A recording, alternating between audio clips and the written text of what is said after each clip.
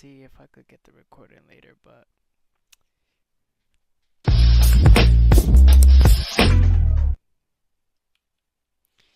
alright. The little intro, man. So these are two tragic cold cases that were solved. God damn it, I think he was crying. Huh? I think he was crying. Alright, go handle that. And I just heard.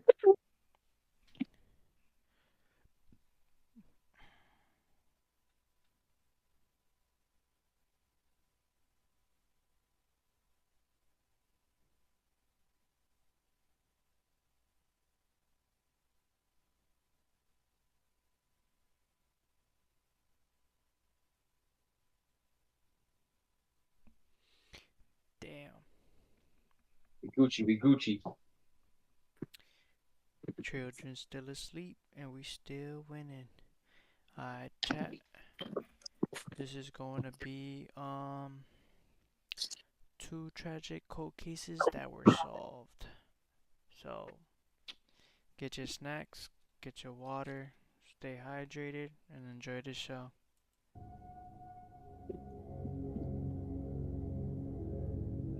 Ugh, what the fuck?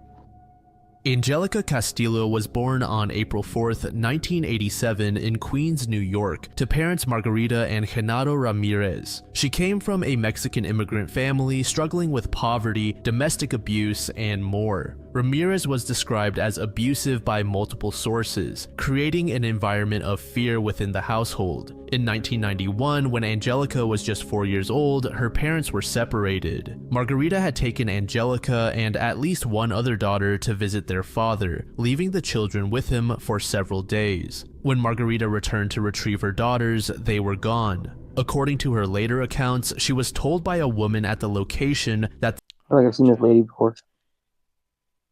I ain't gonna lie. That woman kind of reminds me of my OGs. That's scary. the children's father was not there and that she should return later when he was present. When she came back, the children had disappeared. Margarita assumed that Ramirez had taken the children back to Mexico as he had previously threatened to do. In reality, Ramirez had left Angelica in the care of relatives in Astoria, Queens, specifically with his adult cousin, Balvina, who lived in an apartment shared by 7 relatives. In July 1991, Angelica was still living in an apartment in Queens. The living situation was far from ideal. She was severely malnourished, weighing only 28 pounds at 4 years old. Detective Jerry Giorgio, who worked the case from its inception, How much does evil weigh? More than that. 100 And she's only pounds. 2. She A probably 4-year-old, it's a 4-year-old supposed to be at least like 80 pounds, 90, nah, 70, 80. around there, around 70, 80. later said But like they I can't speak for every other child. Yeah, that is true.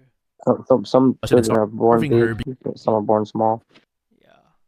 because she weighed all of 28 pounds. She certainly did not have a good life, that is for sure. Among the people also living in the apartment was a man named Conrado Juarez, Yep, we know he was convicted. who would become a key figure in the You case. can just tell by According to looking at him. statements he would later make, he viewed Angelica as a burden forced upon the family. As time passed and the situation continued to deteriorate, Juarez did something absolutely horrendous. Conrado Juarez told detectives that one night he was out drinking and went home to the apartment severely drunk. He encountered Angelica in the hallway of the apartment and took her by the hand, leading her to an empty bedroom. Conrado was quoted saying that the girl went with him, suggesting that she viewed the man as someone she could trust, making the incident all the more heartbreaking. According to the confession and statements made by law enforcement officials, Conrado bound Angelica to a table in the bedroom. Over an unspecified period of time, Conrado tortured the victim through various means, including sexual assault, which would later be confirmed during the autopsy. At some point during the assault, Angelica began to cry out. In order to silence her, Conrado placed a pillow over her face while carrying on.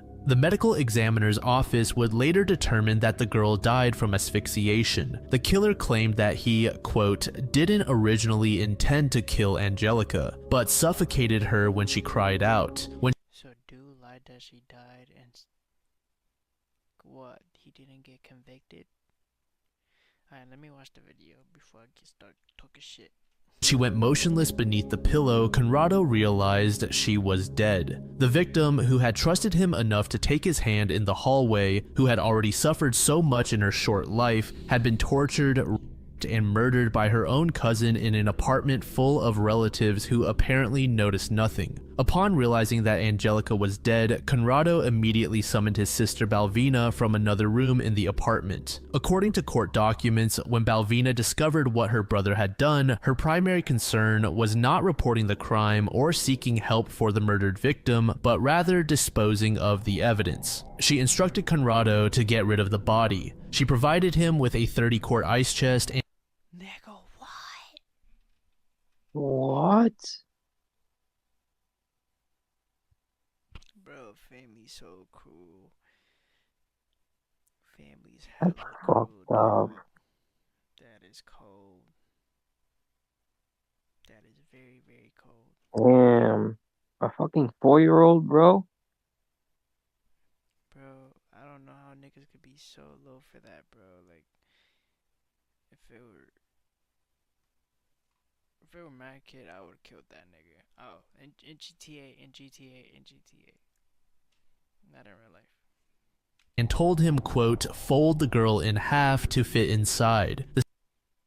I would have done him like this. Hold on. I would have done him like this.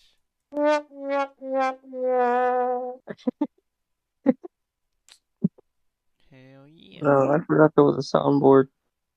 Siblings bound Angelica's body with rope and a Venetian blind cord. Her hands were pressed together and she was placed in a fetal position with her head resting on her knees. The body was then wrapped in a black plastic garbage bag. No. The cooler itself became a carefully constructed false scene. After placing the body inside, Conrado and Balvina filled the cooler with ice and unopened cans of soda to cover the body. After preparing the ice chest, Conrado and Balvina told their relatives in the apartment that they were going to the beach. The two then took a cab from Queens to Manhattan. Upon reaching their destination, Conrado and Balvina abandoned the cooler along an embankment near the Henry Hudson Parkway. The location was a patch of woods on an embankment that sloped down at a 45-degree angle from the highway toward the Hudson River. It was somewhat secluded, hidden from the direct view of passing motorists, yet accessible enough that the perpetrators could reach it. After disposing of the cooler, Conrado and Balvina separated and went their separate ways. They returned to their normal lives, and Angelica's body lay hidden in the woods in a picnic cooler, waiting to be discovered. Fast forward just 5 days, on July 23, 1991, construction workers stumbled upon the cooler. By this time, the ice had all melted and many of the soda cans had popped under the increasing pressure. This created a fluid that seeped through the lid of the ice chest, bringing with it a foul odor of decomposition. When authorities arrived to investigate, they found the body severely decayed. When investigators opened the cooler, they found that the victim was virtually a skeleton. Despite the decomposition, medical examiners were able to determine that Angelica had died of asphyxiation and had been sexually assaulted prior to her death. Early in the investigation, examiners concluded that the victim was possibly... What did you say, bro? They're just breathing that in? Basically. Oh my god. They probably didn't have any respirators back then, so. Bro. Or maybe they did. I thought the girl lived. I didn't think she died. Damn. It's crazy. Hispanic, had dark wavy hair, and was estimated to be between 3 and 5 years old. A witness had reported seeing a Hispanic man and woman carrying a cooler in the location where the body was found, around the time the girl was estimated to have been murdered, though this lead did not immediately result in any breakthroughs. However, this witness refused to further help with identifying the duo, ultimately leading to a stall in the investigation. What followed was more than 2 decades of frustration. With no identification possible and no one reporting someone of that description missing, detectives named the victim Baby Hope. In 1993, 2 years after Baby Hope's body was discovered, NYPD detectives collected money from their own pockets to pay for her burial and headstone. Detective Giorgio's wife purchased a white dress for the little girl to be buried in. This was in New York. Yeah. That's crazy. Bro, this world is... Bro, this is why it's like, I kind of be worried about having kids, cause like, I mean, obviously I know I'll protect them and shit, but like, what if it's like that one chance they just slip away? Yeah, bro, that's like... That's that's what I'm scared about, bro. 'Cause like, I actually have kids, bro. Yeah, I know. I think It's about like, bro, if that ever happens to my kids, bro, like, I'm not stopping until I find the person who did it. No bullshit. And a white casket was donated for the burial. Approximately And 200 then after people all that, attended the funeral mass. I'll probably admit myself to a psych ward. Bro, I didn't even know this nigga said he was gonna go smoke. I just seen the emoji. Yeah, he said he finna go Holla at you later. And then That's that's when he came back.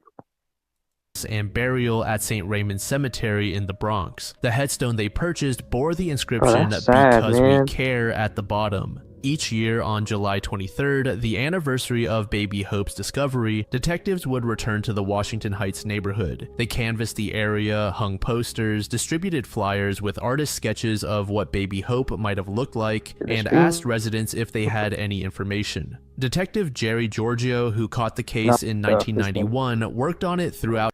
Okay, never mind. 1991, that's It's crazy. good. Damn. Yeah, that was pretty close. I mean, yeah, it was a long time ago, but it's pretty short if you really think about it. His entire career with the NYPD. Even after retiring from the police department, he joined the Manhattan District Attorney's Cold Case Squad and continued pursuing leads. Assistant Chief Joseph Resnick, who had been a lieutenant when Baby Hope was found, also never gave up on the case. As forensic science advanced, investigators pursued every technological avenue available. In 2006, Baby Hope's body was exhumed to obtain DNA samples. When that testing did not yield matches with existing databases, her body was exhumed again in 2011 to create a more complete DNA profile using newer technology. In the autumn of 1991, just months after Baby Hope's discovery, suggestive photographs of an exposed child were found in New Damn, if that girl lived, she would have been 30.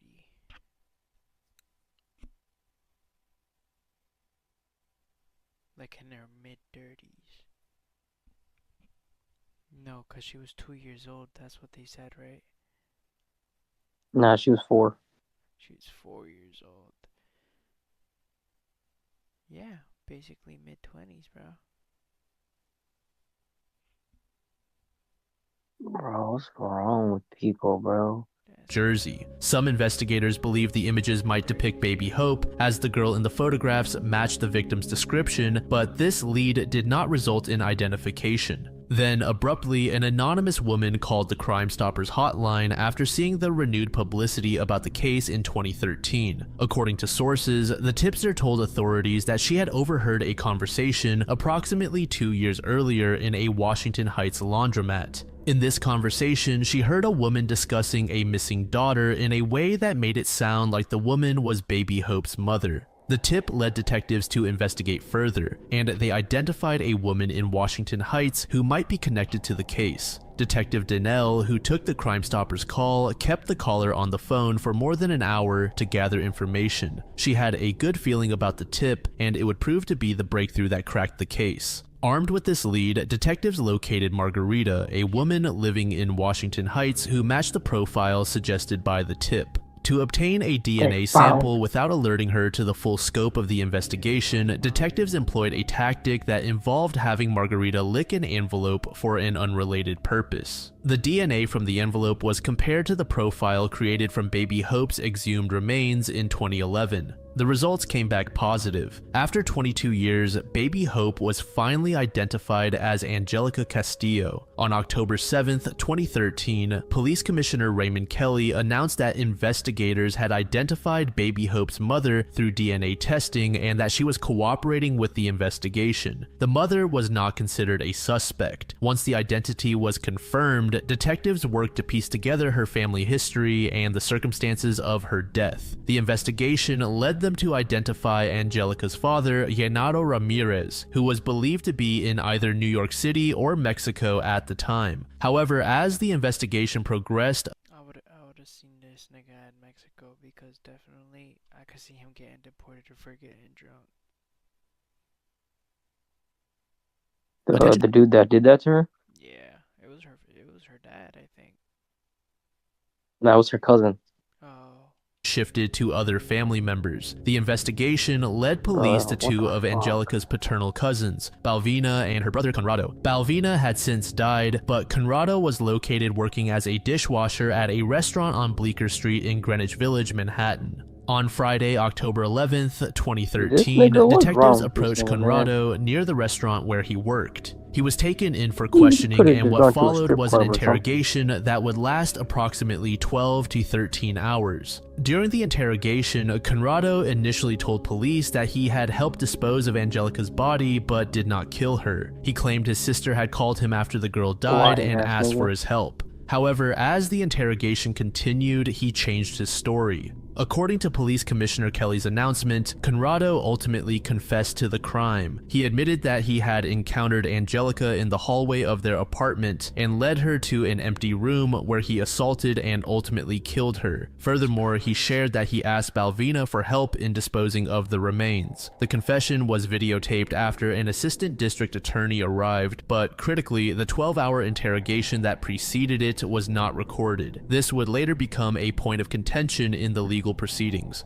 On October 11th, 2013, Conrado, age 52, was arrested and charged with second-degree felony murder. He was held without bail and arraigned the following day. After her daughter's identification and Conrado's arrest, Margarita faced intense public scrutiny and criticism for never having reported Angelica missing. Speaking to reporters through a closed door from her apartment in Elmhurst, Queens, she explained the complex circumstances. But I mean, I also understand why she didn't go to the thing because, I mean, probably around that time, I mean, she would have got deported. But yeah, it's still probably. Not right. It's still not right. Yeah, it's still not right for like for her not to report it. Yeah, it's fucked. Like, look at her face. She look like it don't even look like she wants to cry. Not no bullshit.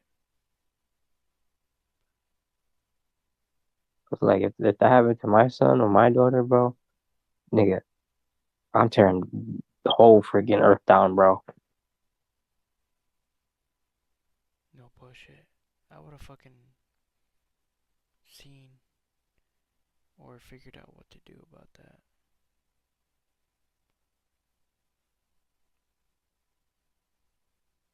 Fuck this woman.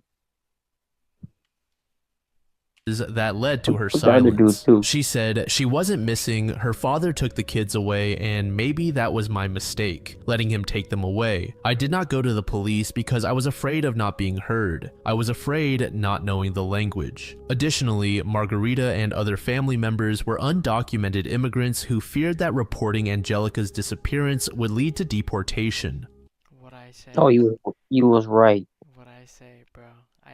It's just like I feel like it's pretty common for Hispanic families. I'm just gonna take a guess. They, I don't know. What kind of Hispanic do you think they are?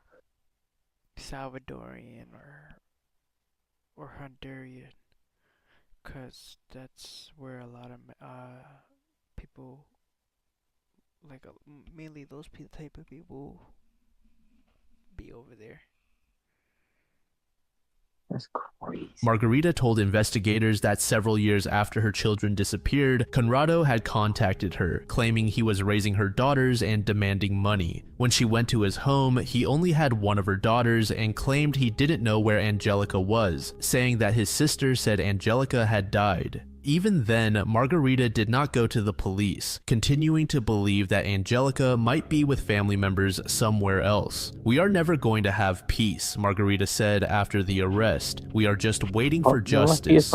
As news of the case began to spread, it revealed painful family secrets. Some members of Angelica's family had never known she existed. Angelica's sister, Lorena, who was 27 years old in 2013, said she first learned she had a sister who was killed when she was 11 years old, but it wasn't until the renewed publicity in October 2013 that she connected her missing sister to the Baby Hope case. "When I saw the news about Baby Hope on Tuesday, I got this feeling in my stomach," she told reporters. "I felt something like, could it be my sister? I was just crying because it was so horrible." She added that she had never met Conrado. Just days after his arrest, Conrado gave an interview to New York Times reporter Francis Robles from Rikers Island Jail. In this interview, Conrado recanted significant portions of his confession, claiming it had been coerced. He told the reporter that detectives had badgered him for hours during the interrogation, insisting on his guilt. He stated, "So after a while and after so much pressure, I accepted it and said what they wanted." He offered an alternative account, claiming that his sister Balvina had called him on his cell phone to say that Angelica had died in a fall down the stairs and that he had merely helped dispose of the body. However, as the New York Times noted, for this account to be accurate, Conrado would have had to be among the fewer than 3% of people in the United States who owned a mobile phone in 1991. His attorney, Michael Croce, challenged the validity of the confession from the beginning, stating that it was problematic and saw no evidence aside from the confession. The fact that the NYPD had not recorded the entire 12-hour interrogation became a significant issue. Despite Police Commissioner Ray Kelly's assurance the previous year that the NYPD would begin videotaping interrogations from start to finish, 2/3 of detective squads in the city had yet to implement this practice, and the room where Conrado was questioned was not equipped with video equipment. Legal experts noted that false confessions contribute to approximately 25% of wrongful convictions overturned with DNA evidence, and that recording interrogations from beginning to end is considered one of the best reforms to prevent coerced confessions.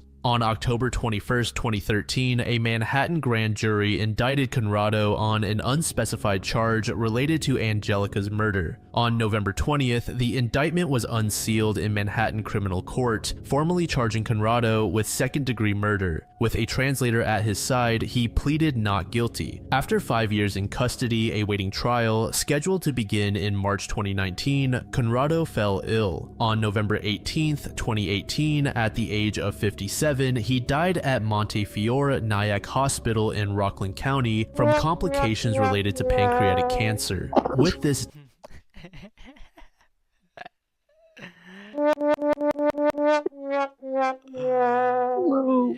that The dumbass timing. didn't deserve it. The timing. Right? Perfect timing. Bro, I'm so glad Discord has a sound mode.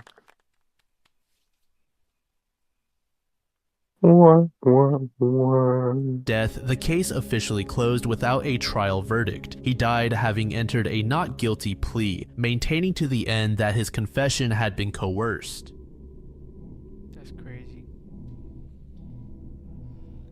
On April 21st, 1988, 9-year-old Michael Henley Jr. embarked on what should have been an ordinary spring camping and hunting excursion that would instead become the start of a tragic missing persons case. Accompanied by his father and a family friend, the three ventured into the rugged wilderness of the Zuni Mountains for what was intended to be a fun and memorable adventure. The Zuni Mountains is a daunting mountain range located primarily in Cibola County of northwestern New Mexico, with a small portion extending into McKinley County. The range is situated largely within the Cibola National Forest and lies south of Interstate 40. The range's elevations span from 6,400 feet at the lower reaches to a peak of over 9,200 feet at Mount Sedgwick. Henley's group organized the camping trip to the Oso Ridge area of the mountains specifically to hunt wild turkey. When the hunting party arrived at the campsite that April afternoon, they immediately began setting up camp.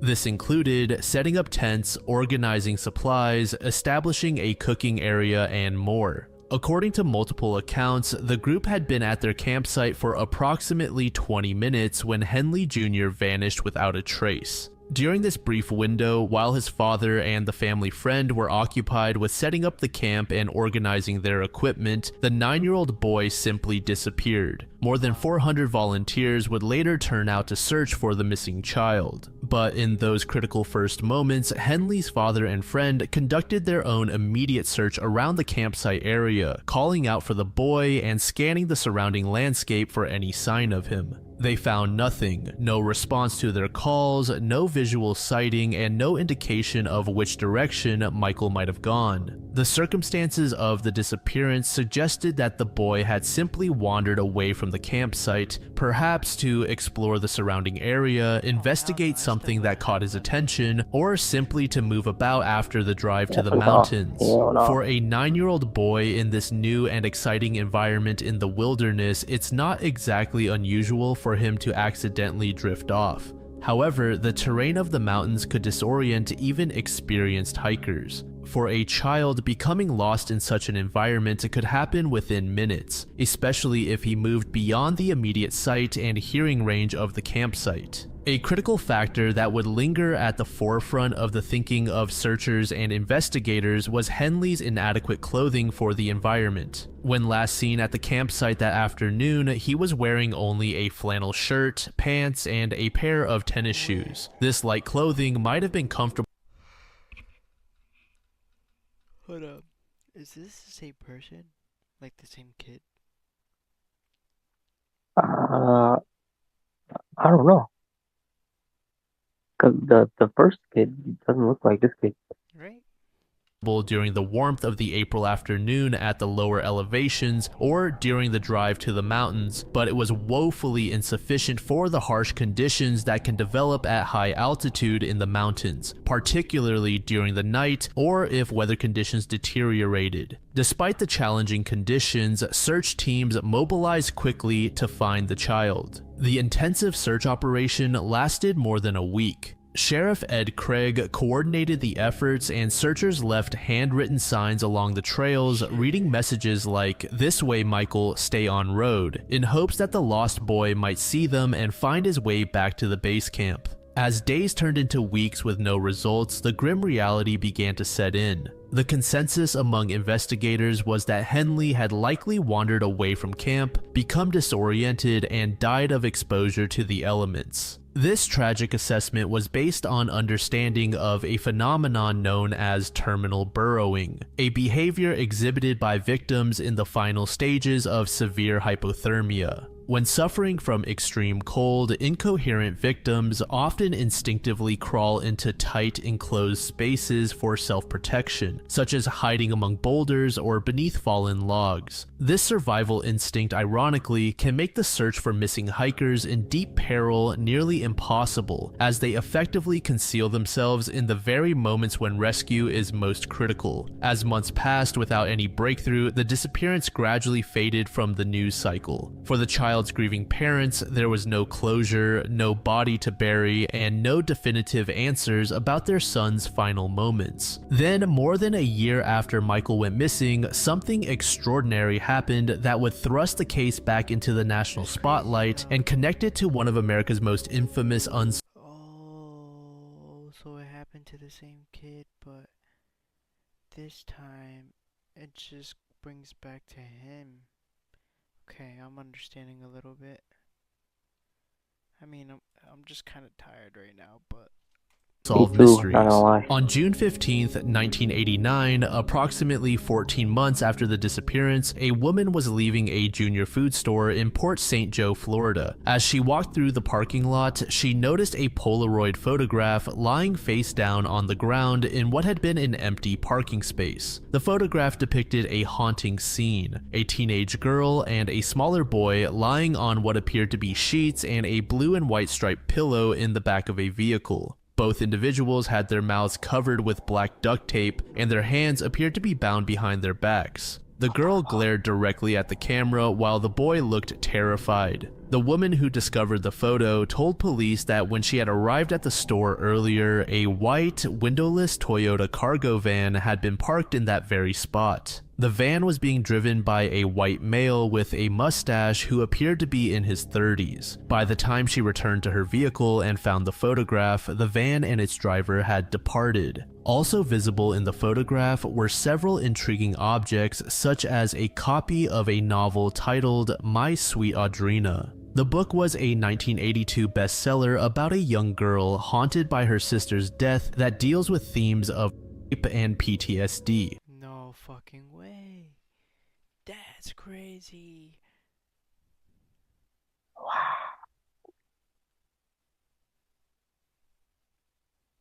Nah, that is kind of wild just due to the fact that, like, bro, what are the odds of someone finding a picture and they end up like what if they get saved? I mean, probably they will, but like, wow, I don't even know what to say. Like, I'm so my brain's so fogged up. Mine too, bro. It's like 2 in the morning right now, but we're gonna finish this video strong and nice, and then we're gonna end the stream on a good note. There appeared to be a partially readable phone number Let me written sit up. on the spine I'm of the laying down book, right now. though some digits were illegible. Experts later determined it could represent approximately 300 possible numbers, of which only 57 were valid phone numbers. Critically, officials from Polaroid examined the photograph and determined that it could not have been taken before May 1989, as that particular type of film was not available until then. This timeline would prove significant in identifying and eventually ruling out the people depicted in the image. The photograph made national news when it aired on the television tabloid program A Current Affair in July 1989. The broadcast caught the attention of family and friends in New Mexico, who immediately recognized a haunting resemblance in the bound girl to Tara Calico, a 19-year-old college student who had vanished under mysterious circumstances in Valencia County, New Mexico. Calico had disappeared on the morning of September 20th, 1988, 5 months after Michael Henley went missing, while on her daily bicycle ride along Highway 47 near Belen. She had left her home around 9:30 a.m., riding her mother's neon pink Huffy mountain bike for what was supposed to be a routine ride. Before leaving, she told her mother, Patty, to come look for her if she wasn't home by noon, as she had plans to play tennis with her boyfriend at 12:30 p.m.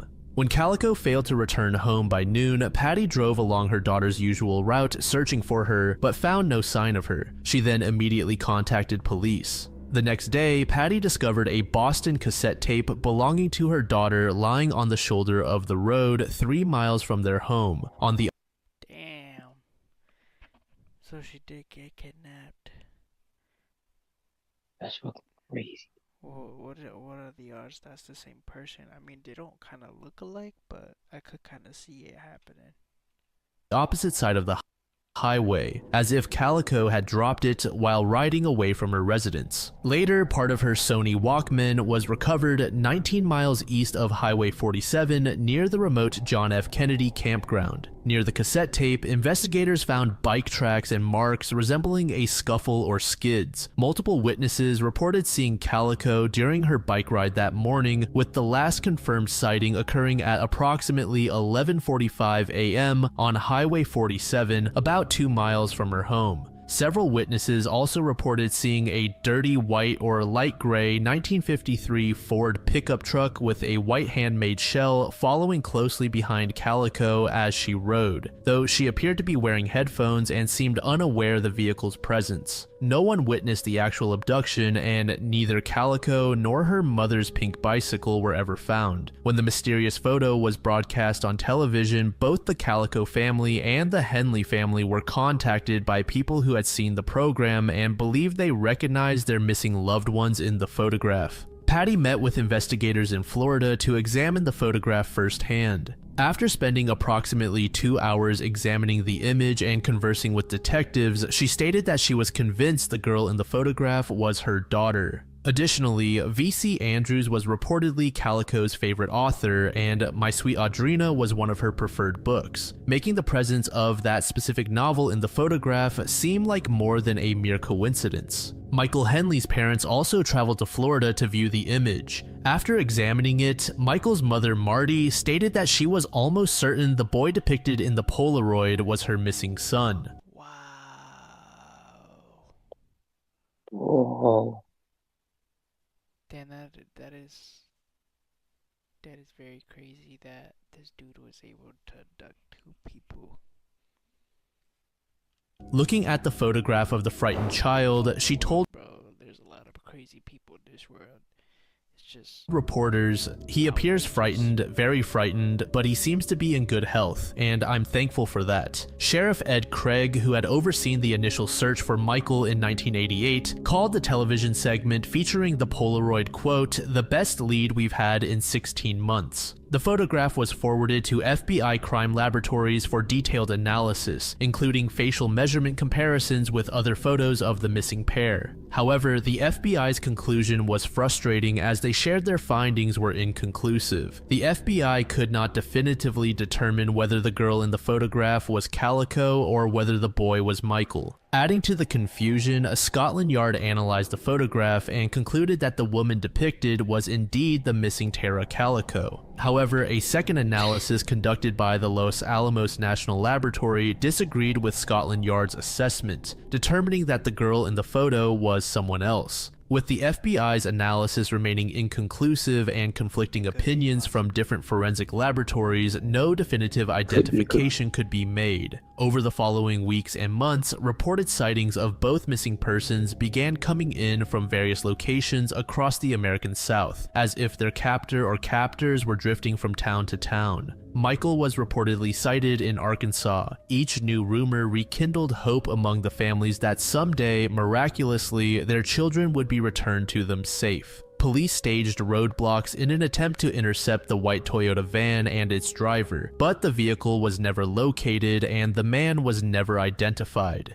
Then, in June 1990, approximately 2 years after Michael's disappearance, the case took an abrupt turn that would shatter the hopes of the Henley family and cast serious doubt on whether the boy in the Polaroid had ever been Michael at all. A rancher riding a fence line in the Zuni Mountains discovered a scattering of bones in a thick group of juniper trees. The remains were those of a child, located approximately 6 to 7 miles from the campsite where Michael had disappeared more than 2 years earlier. The discovery site was about 75 miles from the location where Calico had vanished. Scraps of clothing found at the scene were consistent with what Michael had been wearing when he went missing. Sheriff Craig immediately informed Michael's parents of his suspicions about the identity of the remains, though positive identification would take time. What makes it so hard to identify is that he didn't have enough medical records, broken bones, x-rays. He'd only been to the dentist twice, Sheriff Craig explained to the media. Without extensive dental records or other medical documentation for comparison, the forensic identification process was challenging. One by one, reports of other missing local children were accounted for and ruled out. It took 5 days for the Cibola County Medical Examiner to complete the analysis and make a positive identification. The skeletal remains were confirmed through dental records to be those of Michael Henley Jr. The autopsy and forensic examination revealed that Michael had succumbed to exposure to the elements, specifically hypothermia, after damn, bro. It's just like he lost his life at such a young age. It's just like there is so much kids that die at such a young age because somebody else decides to take their lives for no apparent reason and just for their own pleasure. Like, the world's cruel, and that's bad. What's wrong with people, bro? wandering away from his family's campsite. Crucially, the medical examiner found no signs of foul play whatsoever. The evidence painted a tragic but clear picture. Michael had walked away from the campsite while his father and friend were setting up camp, become lost and disoriented in the rugged terrain of the mountains, and died from exposure to the cold before searchers could locate him. The discovery location, approximately 7 miles from the original campsite, suggested that the frightened child had wandered for some distance trying to find his way back. The discovery of Michael's remains and the determination that he died of exposure in April 1988 definitively ruled out the possibility that Michael could have been the boy depicted in the Polaroid photograph found in Florida in June 1989. Given that Polaroid officials had confirmed the film used could not have been available before May 1989, more than a year after Michael's death, it became impossible for the boy in the photograph to be Michael Henley. This revelation cast serious doubt on the entire Polaroid mystery. If Michael's identification had been incorrect, despite his mother's near certainty, could Calico's identification also be mistaken? The fact that Michael Henley was definitively not the boy in the photograph raised questions about the reliability of parental identifications made under extreme emotional distress and desperate hope. Michael's father told reporters that learning the truth about what had happened to his son brought no relief. He said, "There is no closure in knowing your child died alone, frightened and cold in the mountains."